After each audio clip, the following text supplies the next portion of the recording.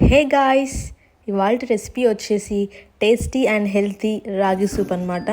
దీన్ని ఎలా తయారు చేసుకోవాలో, దీనికి కావాల్సిన ఇంగ్రీడియంట్స్ ఏంటో చూసేద్దాం. ముందుగా కట్ చేసి పెట్టుకున్న onions, carrots, beans, curry leaves and sweet corn. ప్యాన్లో ghee or butter 1 tablespoon తీసుకుంటే సరిపోతుంది. నేను ఇక్కడ గీ తీసుకుంటున్నాను. ముందుగా ఆనియన్ ఇంకా క్యారెట్ని వేసుకుందాము.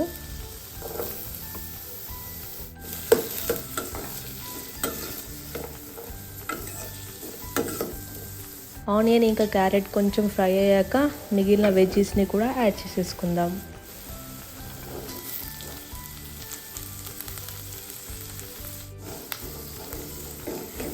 లైట్ బ్రౌన్ కలర్ వచ్చేంత వరకు ఫ్రై చేసుకొని సాల్ట్ యాడ్ చేసేసుకుందాం.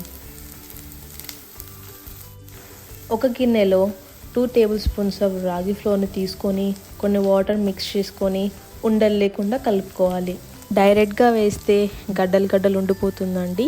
అందుకని మనం వాటర్లో మిక్స్ చేసుకొని అది మొత్తం కరిగాకనే యాడ్ చేసుకోవాలి. ఇప్పుడు మనం వాటర్ యాడ్ చేసుకుందాము.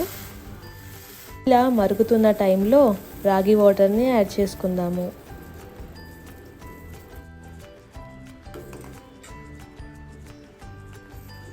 ఇలా థిక్ కన్సిస్టెన్సీ వచ్చాక మిరియాల పొడిని యాడ్ చేసుకుందాము.